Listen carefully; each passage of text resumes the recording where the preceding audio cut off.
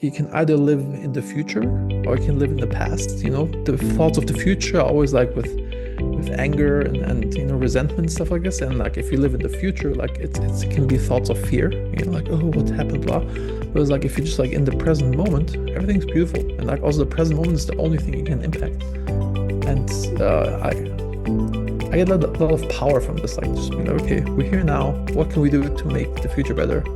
Thanks everyone for joining. I have David Henzel today with me, my very good friend and colleague, and like just great guy I met a long time ago, and I just wanted to introduce him to everyone who is listening because there's a lot of topics I think this guy can handle.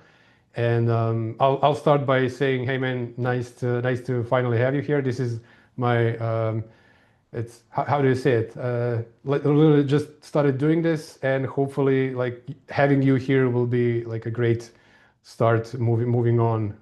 As like having you as a one of the great names in the entrepreneurial and self-leadership space. So Thanks for having me, man. Excited to be here and to geek out with you on your pod. cool, cool, awesome. So obviously we know each other, so I wanted to start with something more like common. So we met during MaxCDN days. I joined MaxCDN in 2012. So remind me, you were leading marketing department at the time, right? Yeah, I started the business with Chris and Ben. And then first was NetDNA, and then we spun it out into MaxCDN to make it more accessible for people, because before it was just like enterprisey, and we want to make it more accessible to the world. And then we spun up MaxCDN, and this MaxCDN really took off. And yeah, I was handling marketing and helping Chris with product. Cool. What was it with Max as a brand that stood out? Do you remember? I remember there Maybe was like four brands, yeah, we had like NetDNA. we had four brands, HDDN.com, CloudCache.com, and HDN. yeah, and MaxDN. But initially, the only thing that really mattered was like, I guess, NetDNA, because it was the beginning, and then MaxCDN because we, as I said, want to make CDN more accessible. Because back in the day, CDN was you had to go to Akamai and do an annual contract and pay $300 a month, and also setup was pretty hard. Like SSL provisioning, everything took forever. It was not very developer or user friendly. And our idea was to just make it accessible, so we made it very, very cheap and very easy to use. This was like kind of like the main idea of MaxCDN, and this was very well received in the market, as you know. Yeah, cool. Um, so your journey before MaxCDN was a bit different. Uh, can you walk me through like what happened before that, and like what took you to join Max, and how did you end up in that, not specifically like tech space, but yeah, in that sense, tech space as well. Believe it or not, I was a Linux system and network engineer almost in a past life. In Germany, I always had like a thing with computers. And initially, I didn't know what to do with my life, and I was kind of lost. And a friend of mine came to me and said, like, "Hey, man, how about we start a business together? You go to computers." And I said, like, "Sure, that sounds amazing." Because I had a, let's say, quote unquote, troubled past. I went to 14 different schools. I got kicked out everywhere. I was not a very obedient student, and yeah, didn't know what to do with my life. And then finding entrepreneurship was like light at the end of the tunnel. Nobody tells me what I have to do. And so I jumped on that, and I had first this IT business where we maintained in-house servers, back in the days when servers were still in the basements of companies, where there was no cloud. And And that was one of when? our this was like 99 or so, or 98, Hmm. somewhere, I don't know, along these lines. And one of our customers was the biggest shisha manufacturer, like hookah, Arabic water pipes. And we maintained his, in-house computers and server and blah, blah. And he was very pushy, and he pushed me to start an e-commerce store. He's like, come on, we'll be partners. I don't know the tech stuff. Please do it. And the only reason I did was because he was so persistent. So he just shuts up, so like, okay, now here's an online store. Chill out. And so this worked surprisingly well because back then nobody had like good photos or good service, and we really took off. At some point, I decided to only focus on the e-commerce part, and I let the IT business I passed on to somebody else. And then I saw the startup space in America, and this was really appealing to me because back then in Germany, where I was like a startup desert. There was like nothing going on, and I was really drawn to go to the States. And so I sold this e-commerce business, which gave me the money to get my investor visa. And I moved to LA, or I wanted to move to LA. I was friends with Ben and Chris, and I wanted to do a different business, but somehow I don't even know how I ended up with Chris installing a data center in a data center location in Amsterdam. And we became friends and we talked about, that he is starting the CDN now. He just sold his web hosting business and he can't do web hosting again because it's against the non-compete. So he wanted to do a CDN, and one thing led to the other. And because of my, I guess, somewhat marketing background, because of the e-commerce business, I had to do lots of marketing in my technical background. It was a good fit, and I ended up investing into the company, and then we started this together. Yeah. And that was like what, 2008, 9? 9.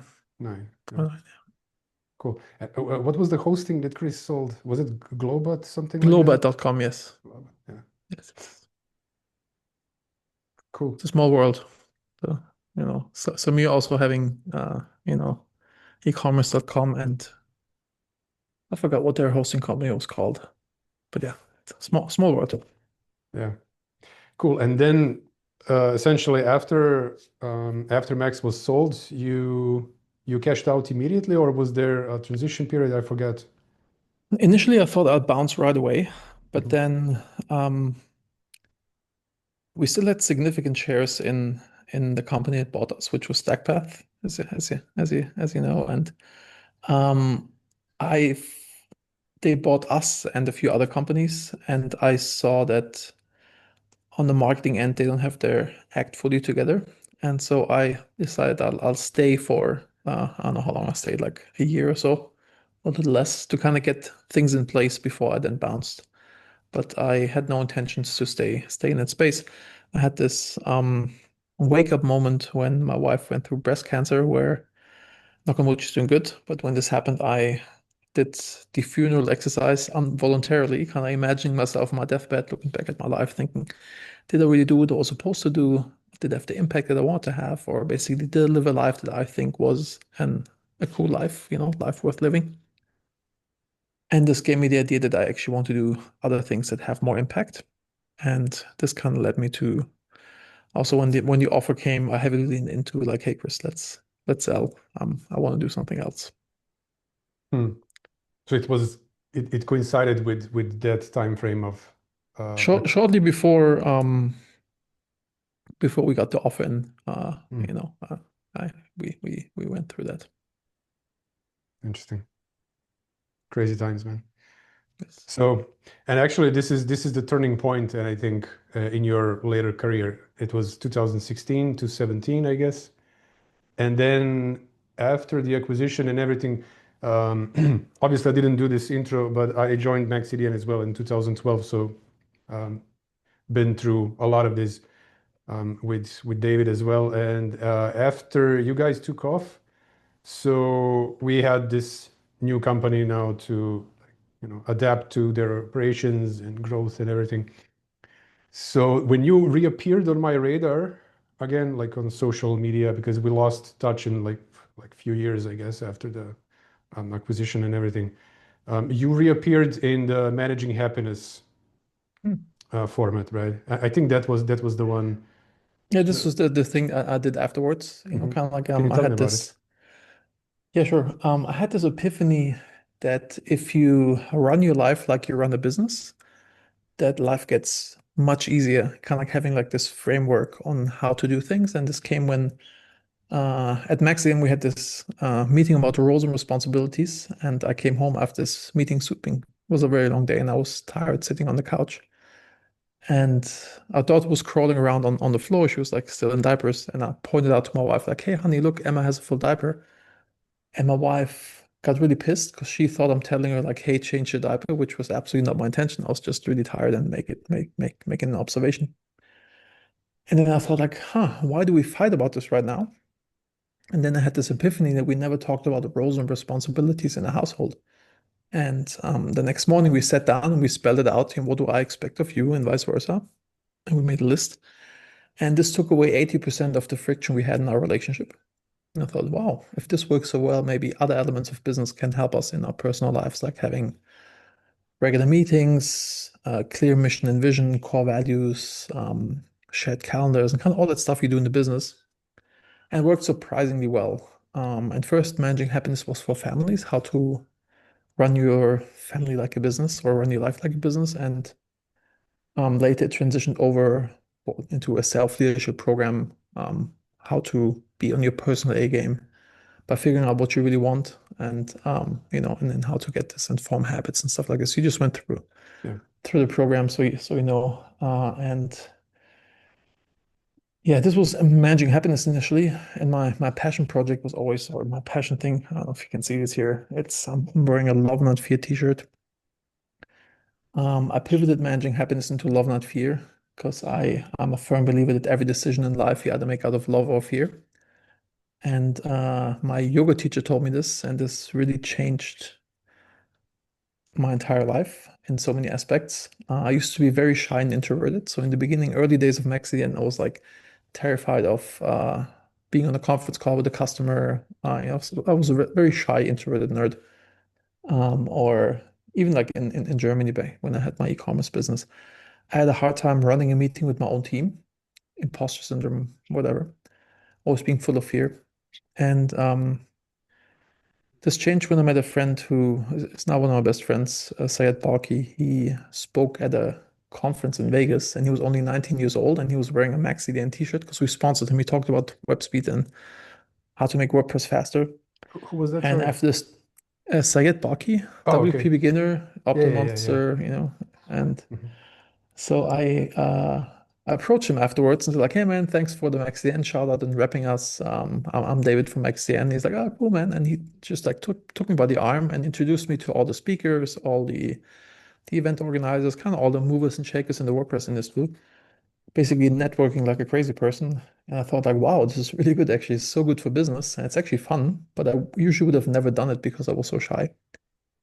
And then I decided to make this change and become more outgoing because it's good for business and it's like, life just gets much better if you know, if you're not leaning into your introvertedness.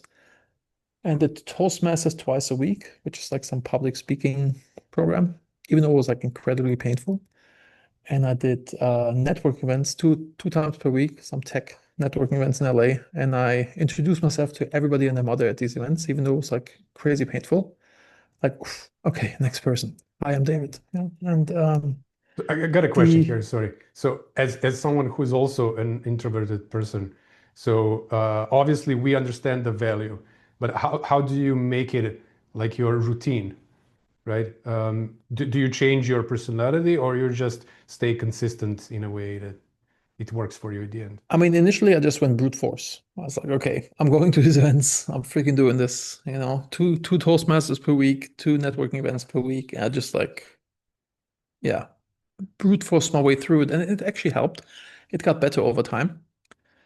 And but the real transformation happened when in a yoga class, the teacher told me that every decision in life you make either out of love or fear. And this was like to me like because I was always full of fear. And Oh, one if got I it. So essentially, Love Not Fear was the spark that made you, yes. well, you're still obviously introverted, but it does not affect your. Actually I think over the years, when I take personality tests, I'm like super extroverted now. Mm. And my thought is that introversion is just somebody holding up a mask or like, kind of like shielding yourself by acting in a way that you think, you're supposed to act in certain situations. And so I think there's no real introversion. It's just like fears of also an introvert like going to a networking event or going to an event and then being super drained afterwards. I think it's only coming from because you hold up these masks all the Interesting. time and it So, becomes so, like very exhausting. so what you're saying is essentially you're arguing that introversion may not be one of the traits we are born with, or we are, but it can change over time. Oh, for sure. I mean, I'm a living proof for that. Mm. You know, Okay, so you found your why, you found the spark that's love, not fear, and then it mhm. took off from there. Yes, and then I turned I merged Magic Happiness, the course, into Love Not Fear because I think it's a stronger brand and it's like this is really what I want to bring out into the world. And I've been kind of, even though I knew it's my purpose, I've been like going in and out with it and kind of like leaning in and then stopping, doing something else and kind of going back and forth. And 2 years ago, a friend of mine who's a really amazing coach, Philip McKernan, he told me that, hey man, with this love and fear thing, it feels like there's this girl you love for 20 years, but you always keep hooking up with her friends and you don't fully, lean into her because if it doesn't work out with her, it's too emotionally loaded. And I was like, oh, dude, you really hit a nerve with this because this was like exactly the thing. Because if I felt if I'm not succeeding at this, I failed at life type thing. And so yeah, it was a big wake up moment. And since then, since he told me this, I could not unsee it anymore. And I started leaning into it fully. 80%, not completely fully. Yeah. Yeah. 80% of my time. So yeah, let's. I mentioned it at one point, like the discipline and when I asked you about like transitioning from introverted to extroverted person. So how we actually talked about this on your course. So what would you say the importance or lack of the same for discipline is? Should we rely on discipline to achieve something, or we need to like move on to something more efficient in a way? The way I'm something I'm aiming here for is habits, obviously. So, Hmm. which is something that on in your course opened my eyes in a way. You know, the discipline is not enough. So, at which point did you understand this in your own like life and in this transition? A friend of mine, Evan Gopdell, he also he's a private equity guy. He's a bunch of companies, and he's a really good organizational designer and kind of like making human systems work well. Um, he has this concept. I don't know if it's his concept or if he just always like drills into it. He always talks about it's about beliefs and behavior. Your beliefs shape your behavior, and if you also what we're doing in the course to kind of like realize like what your core belief system is and what your personality traits are, and you can also change those beliefs, and then the behavior follows. And I think habits, like starting with habits, at least for my personality type, I'm good with starting with a habit and just kind of brute forcing it, and then to the point that I'm switching up my beliefs, and then it becomes easier to do the behavior. If this makes sense. Yeah, yeah, for sure. It sounds like an exercise that I think I learned this from Chris Euland, by the way. Um, it's like when bad stuff happens and you need to go back on track with your healthy routines, let's call them that way. There's this exercise called when life works. Like make a list of things Mm, that what is it that you do when life works, when everything's fine? You know, you go to gym, you go to run, you meet with friends, mm, you do all this stuff that's actually good for you when life is good. And then when life is not good, under quotes, then you uh, go to this list again and brute force yourself through it. back to Um, it, yeah. and then you are in the same, mechanism as you just described, right? It's So, just, I have this it's also in the course, the idea of a restart routine. I have like my defined habits of what I want to stick to. And then I have my restart routine whenever I'm like in a slump or not doing too good or good habits fall away. I do this restart routine, and this is like a self-care routine where I go to the gym, get a massage, get a haircut, or buy myself a new toy. Usually some tech gadget. And once I do this, I feel like I have the energy to do the good habits again. Because going to a gym is not hard. You pack your bag and you walk there. It's just like this mental hurdle, or like responding to this email or making this decision is not really hard. It's just like the mental hurdle to overcome. And having this reset routine is super helpful for me. And I also have an early warning signal of my habits. I have this inbox zero habit, and at the end of the day, the idea is like to have no emails in my inbox. Everything is like archived, delegated, or responded to. And whenever I've not been reaching this for 1 week, I know that I have too much going on, that I have to scale back something. Otherwise, my good habits will fall away, and then like the life when life is good thing is in danger. And so yeah, I have this early warning signal, and like it's in my habit tracker. Uh, I think it's so important to just like also track your habits to understand when you stop doing the things that are actually in line with the when life is good philosophy. It's like business 101, what you measure will improve. You always want to track your revenue, your churn, the leads that you get in, et cetera, et cetera. Otherwise, if you don't take the eye off the ball, you'll end up somewhere not so good. Yeah, makes sense actually. And so with managing happiness and now love not fear, um, how how do you feel that all the tools that we can learn from this course can be implemented like a business versus work separately, or do you think we should think of those as a separate separate lives essentially, or Mhm. do you think all the tools can be oh, and obviously I'm advertising David's course right now, but what I'm asking for in a way that I just want to bring closer to anyone listening and watching us right now. Like it's set of tools, but it's not for self-leadership personally. It's for self-leadership overall. It's the way I felt it, at least, because you can, I think, apply it to either life, keep it separate or keep it together, whatever works for you, right? I mean, the tools are borrowed from the business world, most of them, right? And so it kind of works in both fronts. I personally am a big fan of like kind of, life is one, like work-life balance doesn't work. It's like work-life integration, kind of figure this out. But I like to have a clear plan for the three most important areas that there are, in my opinion, which is like self, mind, body, spirit, health, etc. Then work, and then family and friends and relationships. And every Sunday I sit down, make a plan of like what are the um, key things that I want to get done for family and friends, for myself, and for business. It's like by default I have like a very long list for business, and for self and family, especially family, like always falls short for me if I'm not consciously focusing on it. And so yeah, I think it's like these three areas that you want to watch, kind of like, and also track to make sure nothing falls short. Um, to have like one whole healthy life. So you mentioned that a lot of these tools are borrowed from business practices.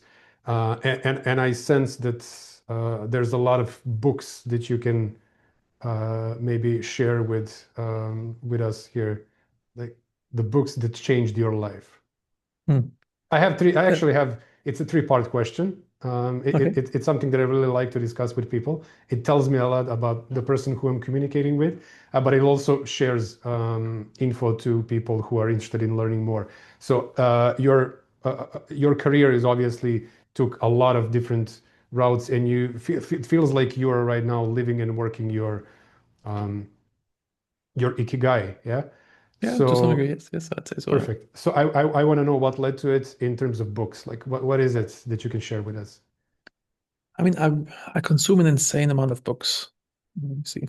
And I like audiobooks. I like to listen to books because it's like it's this channel works better for me to retain information. Right now, I'm listening to Cybernetics, which is a really amazing book. I think I have, how many do I have? Maybe like five, 500 some books in my Audible. So I really like to listen to it when I run, when I walk the dogs, etc., when I'm on trips. There were few There's that lot, changed your life. I know yes, that. yes, definitely. There's like one Outwitting the Devil by Napoleon Hill was really impactful for me. We also, he's in this book, he's interviewing the devil. By the way, Napoleon Hill wrote Think and Grow Rich. It's like very famous personal development. Lots of entrepreneurs are reading his stuff.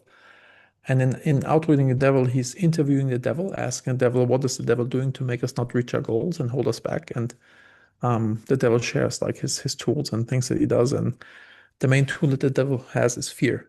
Kind of like fear of not starting the business, fear of not asking the girl out. Fear is like kind of the thing that's crippling us. That's also, I guess, why I'm doing Love Not Fear. It was very inspirational.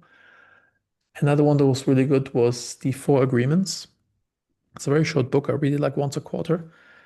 It talks about the agreements that we make with ourselves and the four agreements that you really should make with yourself. So you don't have self-limiting beliefs and no crosstalk in your mind. For example, I want to be the world's best entrepreneur and I want to be the world's best dad. Like probably doesn't fly. Got like pick something, kind of make peace with it. Or I want to have sex with every attractive woman I see, and I want to have a good relationship with my wife. Kind of like gotta pick and choose. Otherwise it gets complicated.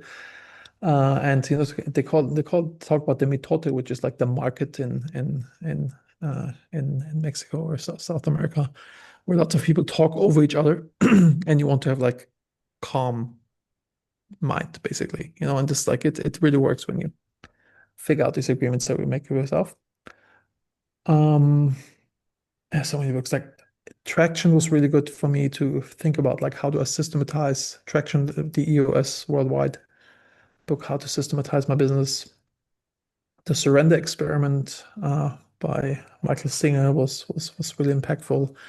And lately I read Reality Transurfing, which is a little hippie, but it's by a quantum physicist called Vadim Zeland. And the idea is that we live in or the world. There's like many different worlds like that are happening simultaneously, and we kind of surf in between them. So everything that can potentially happen to you is happening. You just kind of choose to go on the route that you want to go into, and he teaches you how you basically get what you want. And yeah, this was also definitely very impactful for me. I could go on and on, but I guess I'll stop here. Cool. Yeah, and by the way, so during your course, I heard about this book and started reading it. It was definitely one of the most profound things that I read recently. Yeah, you can look at it as too hippie, but I mean, if it works and if it all makes sense. And actually, a lot of things from the book was interesting to me because I already somehow saw some of those things that he's, talking about. It's like, especially, and yeah, actually, so I'm not sure in your case how that was, but in my case, a lot of stuff that I did as a kid, I think, I remember worked for me. And then, the grown-up life and, the world that you went into later, after the like adolescent development, I guess, it kind of tuned down that sense and tuned down the antennas and everything that makes you connect to how actually world works, right?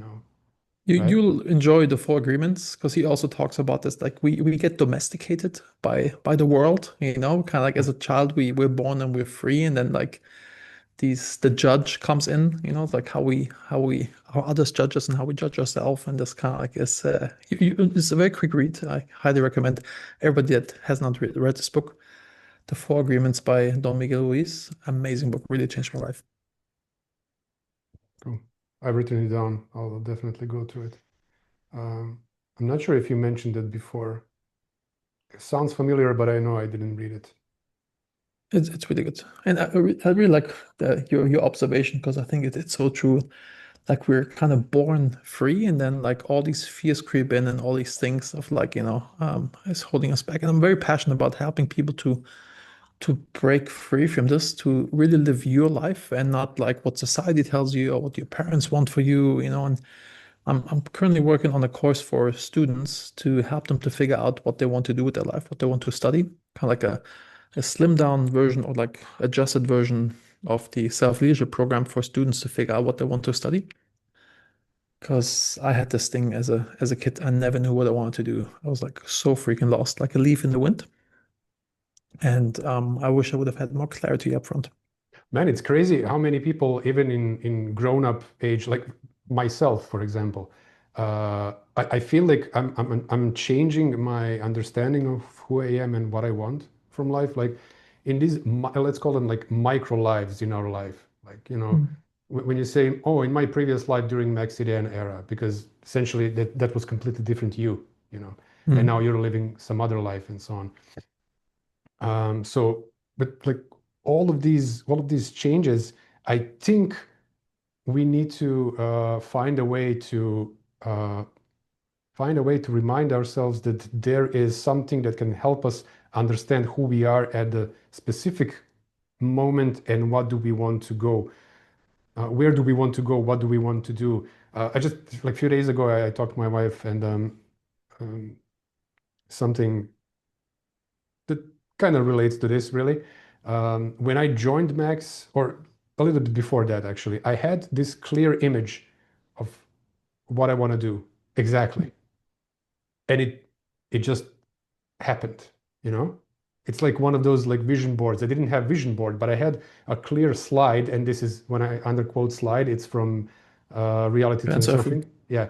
I had this slide in front of me, like what I want to do, who I want to be, and it happened. And now when I achieved most of my goals, I was like, and even now I'm like, okay, so I don't feel like I have a challenge. Like what's next for me? And then I stumble upon what it's called, Your Next Five Moves. Hmm. It's easy read. Um, it's again nothing like transcendental in a way, but it tells like what are the five things you can use in your life to achieve certain things and improve yourself essentially. But I get stuck on the first chapter. I went through a whole book obviously, but I keep going back to first chapter, which is know yourself. And I think without this, there's It's nothing. pointless. It's everything's pointless. You can use like, in business, you can use someone's template to build a business, but it's gonna grow up until some point, and it's not gonna. It can scale and so on and so on. So, how do you feel about knowing yourself, and how was this important? Um, Obviously, it was important for you even when you figured like tech world versus, and then switching to managing happiness and love, not fear. So, did you recognize this new info about yourself, or you always knew, but you just now got strength and lost fear to do it? No, I used to float and kind of like following like what society tells you, like, oh, you have to make a lot of money, you have to do this and this and this, So it's I followed the pre-programmed pattern that was is injected into us. And this funeral exercise, thinking about my own death, kind of was like the awakening for me to really figure out like what do I really want, what do I really think a cool life is, because it's not just like following the like, oh, I have to get the big car, etc. And by the way, funny side tangent, we did the vision board exercise with somebody in a previous managing happiness or back self-leadership program. And the guy put like a supercar in the middle of the vision board, like a Pagani or something like this. And a few weeks later, I talked to him and he said, like, dude, I have no idea why I put this there. I don't even like cars, So like, it's like, we're so programmed by what the system tells us good looks like, and not asking yourself like, what do I really want? What makes me happy? And it's I think there's only a few things that are sadder than succeeding at something that you actually don't really want.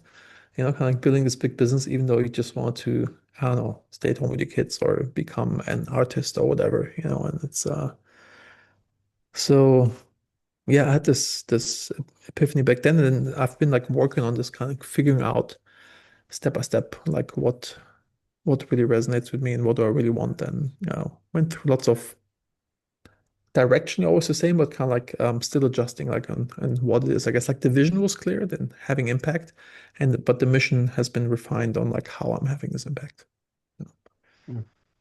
Also, in terms of books, another book kind of going back to this, it was really impactful for me was Conscious Capitalism by John Mackey, the founder of Whole Foods, where he talks about the old way of capitalism and the conscious way of capitalism. Like the old way is like a business exists to make the owner of the business rich. That's like the main goal of this. And the conscious business does not only do good by the shareholders, it also does good by the stakeholders, by to suppliers, customers, employees, etc. And he makes a point that if you have a business that is conscious, it's you have the best vehicle to have a positive impact in the world. Um, and this really stuck with me. And That's actually a good well, point. Yeah, sorry, I interrupted you there. no, Yeah, um, here's a question now. Do you think, obviously, you should have this picture of this business in your mind when you're starting it? Yes. But is it fair to expect to have that kind of business from the get-go? Is it possible even? Because at some point you have to kickstart the thing and you have to focus on one thing only. Make enough money to reinvest and to build that kind of Mhm. conscious business eventually, yeah? Yeah, I mean, like in the beginning, when you start out as a bootstrap business, of course you can't pay all the benefits and like overpay your employees. Like this just doesn't fly. So I think it's always like a step by step, kind of like having this idea that you'll not fuck people over, that you always take good care of people and stuff like this. I think will really go a long way and will also make it much easier that your team steps up in case there's you're kind of creating a good culture, I guess, where people I guess care for the business and care for or also buy into the vision of the company. Yeah. Uh, I think it's quite important. Actually, interesting thing with vision and mission.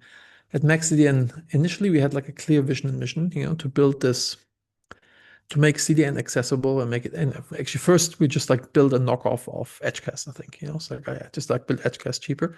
But then we had this clarity on like, hey, we want to make WordPress as easy to use as possible and as accessible as possible and affordable as possible. And then we really took off. But then we kind of lost our way to some degree because we initial team knew this, but then we hired lots of people.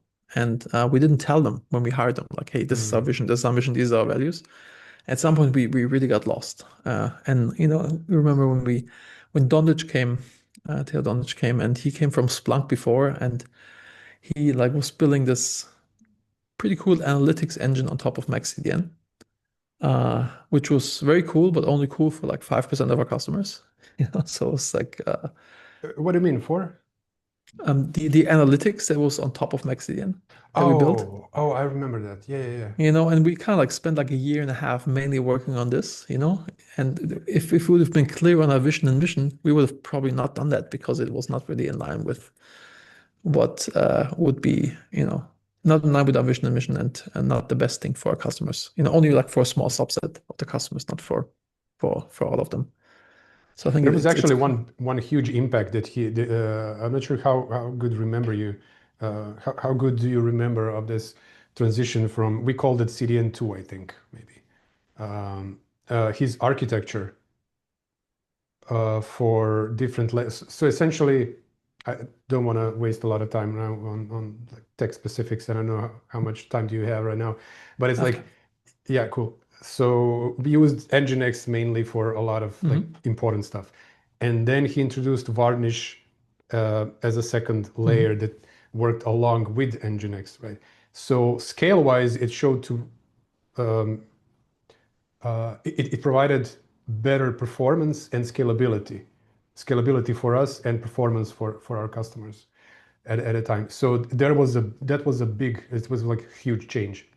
Very like maybe we rolled out I think a few months before the actual acquisition happened. It was really big. So I Yes, I remember that remember. kind of stuck with me for some reason, because we were like deeply involved in the rollout and everything. It was interesting for me to understand a different approach for the caching itself on the edge, right? So there was that. By yeah, Yeah, it was good times. And I think everybody wants to kind of recreate the MaxCDN cultural experience, like because we had like such an amazing culture in this business. It was really second to none, I think. absolutely agree. I don't think I ever told you this. Maybe I have, I don't know. But so one of the better things that happened to me in MaxCDN days was actually when, so we onboarded this small-time customer. They I think they had, maybe they had e-commerce on their WordPress. I forgot. But the point is their setup and their use case and their hosting was garbage. And it was just something that you couldn't do without like full site cache at that point. It was insane. And so this customer obviously wasn't a good fit, and it didn't work out for him. The way anything we do to like implement CDN properly, and we tested out, it was working perfectly. And then at some point they would change something on their end, and it would just collapse. And so this person went on Twitter, I think. Yeah, it was Twitter. And they tweeted, and I think they mentioned my name. I'm pretty sure Mm. they mentioned my name. And I was freaking out. I was like, wow, man, this is like, it's like first time somebody's calling me out, you know? Like, what So I the remember that, fuck? yeah. And I remember you actually replying to this person. I don't know if you Mm. remember that, but that was like one of the first realizations that this was the company that really um, stood up to their The employees. team And members. Mm. absolutely, man, I felt so protected. You went Mm. on the Twitter and you just like blew him off. It was like, it doesn't work out for you, find someone else, but don't lash out on our people. We Yeah. will not take that. Something like, I was like, Can't remember that, but makes me very happy. That's man, that was, culture. yeah, that was like one of the biggest things for me during that time, maybe Yeah. 2013, something like Mm. that. Well, with aphantasia, I have severely deficient autobiographical memory, so I can't remember details like that. Funny you should mention that. Good segue. Yeah, it's actually, I didn't know that this even exists until you told me that you have. You want to talk about it? Yeah, sure. It's a condition called aphantasia, which means living with a closed mind's eye. I have no images in my head when I close my eyes and I think of an apple on my daughter's face. I see nothing. And apparently 2% of people have it. And there's like varying degrees of it. Like some people see nothing, some people just see like a black and white apple or just a the outline of it. And this has interesting side effects. For example, as I mentioned, I have severely deficient autobiographical memory because memories are pictures, sounds, taste, smells, emotions that you can conjure up again. And this is somehow broken for me. So yeah, that's something I found out a few years ago, and I also can't.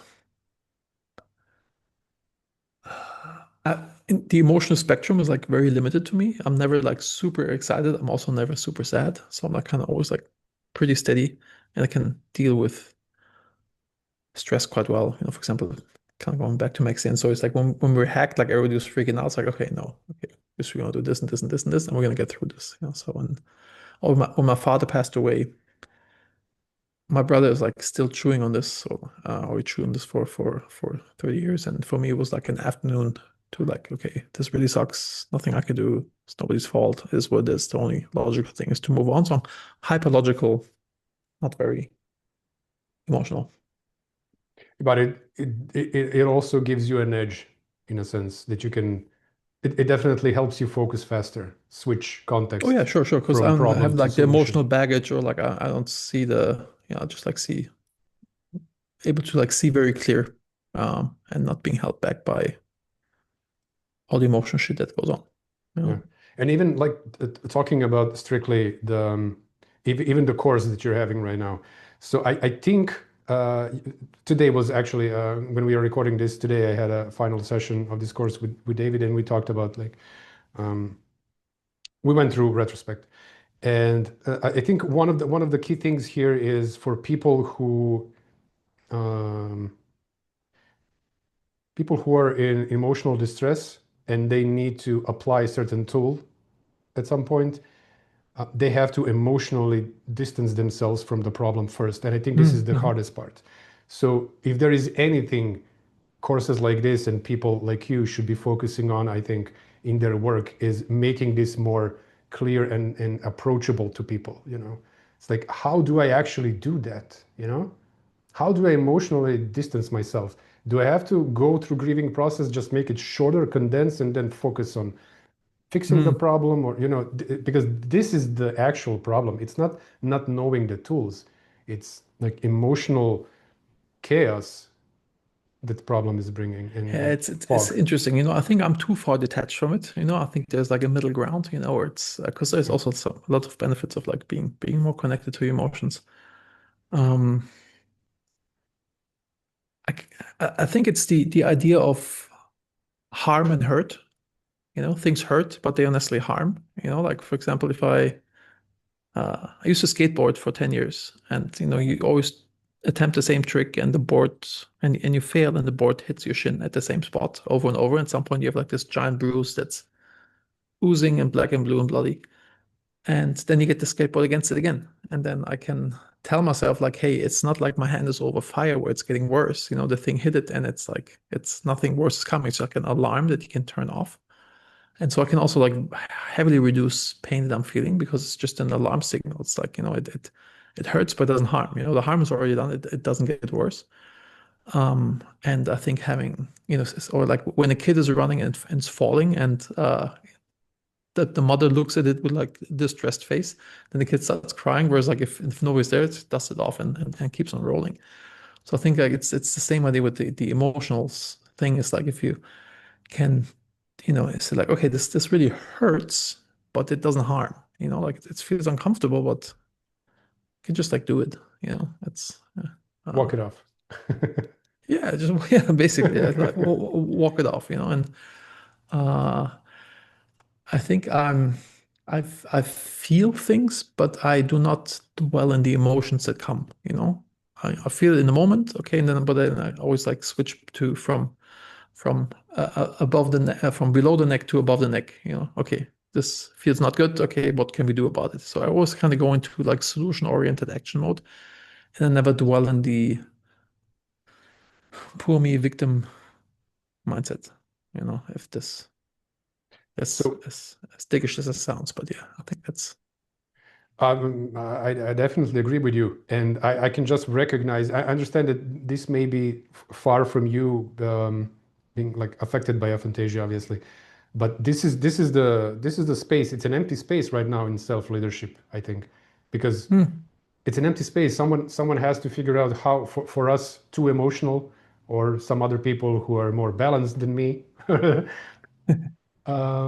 So how to get us back out of the like emotional turmoil, and because Hmm. that is currently I don't know any tools that are successful in you know pulling us Hmm. out of the emotional turmoil to agree to accept. Essentially what you're looking for is acceptance, right?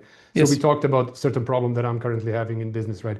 So accept the consequences, accept the problem, and just even if it's in the future, just accept it if it happened right now and just move on. So it got to me after like a while, It didn't. It took me a while. So how do we make that time shorter? Can we even do that? I mean, Yeah. that's I mean, for me, it's very easy. Like when the doctor told me that my wife had breast cancer, I had like this unpleasant feeling in my stomach for like a few seconds. I said like, okay, I accept this really fucking sucks, but this is reality right now. And then I switch into like, okay, what can we do about this? Kind of like to take action.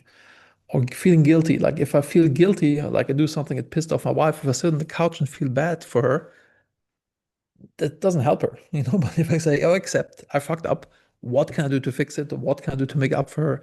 What can I do to make sure this never happens again? Kind of always like going into like not staying in this like negative emotion, like fear, like contracting, but like expanding.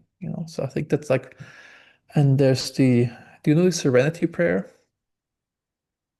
uh oh, I know of it. I never remembered it actually. I know It's what you like, mean, but yeah, God, give go. me the serenity to accept things I cannot change, the power to change things I can change, and the wisdom to know which one's which. So it's like Yeah. I think it's really like accepting. Once you accept, then you can act, and then you're in the power position. Otherwise, you're just like in the victim mode. Oh, why is happening to me? Like, no, no, it's fucking facts right now. Like this is what it is, and Yeah. they're like, oh, why I did blah, blah. No, we are here right now. How can we get to a better spot? And that's for me, it's very easy to go to this like, okay, it sucks. accept that this is reality is here. And also, Eckhart Tolle says this like you can either live in the future or you can live in the past. The thoughts of the future are always like with anger and resentment, stuff like this. And like if you live in the future, like it can be thoughts of fear, like, oh, what happened, blah. Whereas like if you're just like in the present moment, everything's beautiful. And like also the present moment is the only thing you can impact. And I get a lot of power from this, like just be like, okay, we're here now. What can we do to make the future better? And we can make sure that the bad things of the past do not repeat. But like, yeah, kind of like having this like being present in the moment, I guess. And tools, I guess, like journaling is probably one thing. I think like also sports is really important, at least for me. Like if I exercise, I get this out. I get like the negative stress hormones or whatever. If I sweat every day, I'm so much better, and I can like tackle everything much better. Yeah, makes sense. Kind of goes down to habits again. Yeah, It's like the exactly what I wanted to say, right? So yeah, it's habits. like yeah, and you can't expect to take a shower and be good for a week. You gotta do this. Like the mental hygiene, like on a regular basis. Pull the weeds in your head, like exercise, sweat it out, journal, meditate, whatever it is that you need that makes you feel better. It's like make sure you stick to it and do it on a regular basis, and don't like when life is good. I do these things. Get back to that. I really like Yeah. that actually. Thank you for reminding me of this. And like for life of me, I can't figure out like why do we have such problem? I mean, when I say we, I mean like, people who are uh, typically going through courses like yours, people who need help in certain way. Why do we know all these tools and we know what needs to be done, but we never do it? What needs to Mhm. happen for us to like push us over the edge? And is that even then too late? I mean, it's never too late, obviously, but No, it's like, you said this nicely today in the cohorts, like knowing and understanding are two different things, and often people need to be like in a lot of pain to start doing it. Uh, um,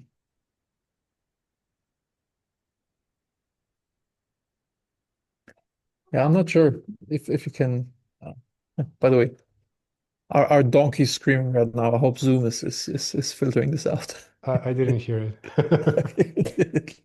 You We, have donkeys. yeah, we have donkeys and 10 dogs and horses and chicken and stuff like this. You got to come at some point and Oh, I hang will for out. sure. I will for sure. I promised you. I promised you that I'll be on this cohort. So I had even if I had something like more important to do, I would still honor you this. So I told you I'll be there. So I'll be there. Beautiful.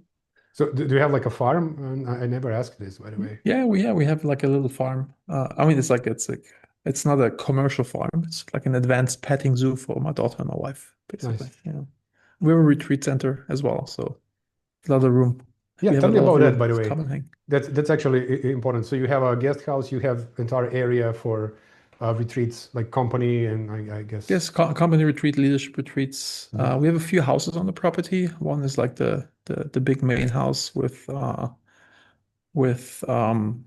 mm, we have like a separate gym, and we have like a separate large meeting room, and like a big fire pit, and a few other houses, so we can host. We do love and fear retreats here, and also for friends, they bring their do company retreats here, or EO friends do their forum retreats here. We don't like really make it open commercial, just like kind of for friends and family, because it's right next to our house and Mhm. our animals are there, so we only want like selected people that do It will that be we definitely like. hard to manage. Yeah. So first we bought it with the idea of like turn this into like a micro hotel, kind of like make it like commercially viable. And then my wife was like, hey, it's like right next to a house. We don't want random people there all the time. It's like, so, but we invested significant amounts of money in this. And she's like, yeah, like see it like a park. A park also doesn't make money. It's like, okay, whatever. So we have like this park type thing there. So yeah. By the way, you mentioned something earlier. got a note here. We are kind of off topic, but it doesn't matter really, I think. So you said something when Max was scaling or growing in terms of people, I guess. Um, you didn't tell all the newcomers essentially what the vision, I guess, was. Mhm. That's the term you used. And there's something I think it was in Working Backwards. I forgot who wrote the book actually. I think I have it somewhere. Oh, I think it's this one. It's the Mm. Amazon. Okay. Yeah. I didn't read it. It's a good one. Again, nothing like transcendental or anything like that, but it gives pretty good like overview of how when you have like a vision, how should you make your plan? How should you be making your plan from the goal and not from the start? Because like you don't know what the next step is. Like you know what the goal is, and you obviously know what the previous step to the goal was, and then previous step to that one. And that's the whole idea essentially, how to plan from the end and not from the beginning. Yeah, begin with the end in mind. 7 habits of highly effective people can then kind of Exactly. work backwards. This is why funeral exercise. How do you want to end your life? Kind of work. What do I have to do so I end up Same with, thing. with this at the end? Yeah. Yeah. Yes. So, Yes. so there, I remember there was a part where I think Bezos was even, I'm not sure if he was interviewed or it was just a part of the conversation between him and the guy who wrote the book, Colin Breyer, by the way, and Bill Carr. So he talked about this very problem, and he said like when he was interviewing and when he was hiring people, it was easy to to transfer the idea, vision, the core values and everything. And then when the companies start growing, um, the previously employed people were interviewing and employing for themselves, and then their team leaders were doing the same for themselves. The company structure grew fast, and Mm-hmm. then at some point they figured, okay, so these new people have no idea what the vision is. They felt like a discord between Yep. Yep. what was and what is. And then there was a whole idea of like how we should change that, and then et cetera, et cetera. So in your entrepreneurial life, is there something? I mean, obviously you are now like solopreneur in a way, but before that, well, I mean, not I really. mean, I'm not a solopreneur. We have like 500 employees or something like this. Yeah, So, yeah. I meant more like you as an entrepreneur. You're not employed in the company. You are a business owner no, essentially, right? no. I work on the business, not in the business. Yeah. So this specific problem slash solution that I just mentioned, do you think like this is something that how is it important in your current businesses? To Do have a you clear do you vision and even mission. apply it? No, no, no. Sorry, no. The proper transfer process, Hmm. onboarding of new Oh, people. we're like very extreme with this. Like in terms of we tell people even in the job post about the vision and mission of the company and the core values, and then at the end, people have on the contract that they sign with us, they have like the core values listed. They have the initial next to each core value, and then they sign they're going to live up to those. Otherwise, I don't have a spot here. And we're like very extreme on onboarding. First month, we gather all the new people and we tell them about like our vision, mission, tell them core value stories, how people lived up to it. So it's kind of really ingrain this into people to understand like what's our ideal customer profile, how do we provide value to them, et cetera, et cetera. So it's like funny. Actually, I have an upcoming meeting. I'm already 2 minutes late, but we Oh, can go a little longer. A very good example of this is Ring.com. A friend of mine started this company, and I talked to the head of engineering and the engineering team. They were in Kiev back then, and about the power of vision and mission. And he said he had this engineer that came to him and said like, "Hey, we have this product. It's like a floodlight with camera, and he put it on the side of the house. And when somebody walks in your garden, the camera captures it. The lights go on. You can talk to them like, "Hey, what are you doing in my garden? Like, get lost or call the police type thing." And he said like, since this thing has a microphone and lights, I'm gonna build the party mode. If party mode is on, and it listens to music, the lights flash with the music. And he thought like that's an amazing idea. And this head of engineering said like I had like two options. A, I told him like, dude, that's the dumbest idea I've ever heard. Go back to your desk and continue your work. But then this guy would have been deflated and he would never bring up new ideas, even if he had a good idea. So instead, he said, like, what does this have to do with our vision and mission? Our vision is to make neighborhoods safer. And he goes like, oh, yeah, you're right. And so like if this is really ingrained in people, they know how to make these decisions, like at MaxCDN, if we would have had clear that we want to do small file acceleration only, would have never gone to doing live streaming, which was like the biggest headache for everybody involved, and at the Yeah, end but of the live day, stream was like an old thing. Even when I joined the company, it was already there. No, we start in the beginning. We only did small file acceleration, and then we thought like, oh, we have all these live streaming leads. No, we want to do. Let's do this. Good business opportunity. But like, just that was just a major headache for everybody. We would have been like much better off just like focusing on. True, true, but that was just like a acceleration. At that point, the live streaming was already there. I remember when I joined, live streaming was Yeah, there. but in There was a in the pedal on the beginning, gas later. yeah, in the beginning it was we only want to do small file acceleration. This is where we had the SSDs and stuff like this, and we should have like stuck to this and not just like if it would have been clear, like what we set out to build, and we probably would have not gotten into this, which I think was a mistake in hindsight. Well, I mean, looking at how Syrian industry like evolved, I think the like acquisition would still happen, right? So Yeah, sure. it would But have. we would have been like more successful focusing on the thing. That's the thing, Hmm, you know. okay. So yeah, obviously I'll let you go. You have to catch up your next meeting. I definitely want to continue this, so let's work on that. Let's do another one. Let's Yeah, also come cool, here. We'll record one in person when cool, you're involved. cool. Well, thanks so much for your time, man. Much Thank you, appreciated. man. Appreciate Always you, bro. nice to talk to you. Learn something new, share. In case we decide to publish this before we record our next session, anything you want to share where people can find out more about you, what you do? Yeah, sure. The best thing is to go to my LinkedIn, David Henzel. And if you want to take the course that Ivan has mentioned, you can find under lovenotfear.com, and we have a free course where you can sign up and do the exercise yourself. But I recommend that you do it with a group because like the group dynamics are really powerful. But yeah, check it out, lovenotfear.com.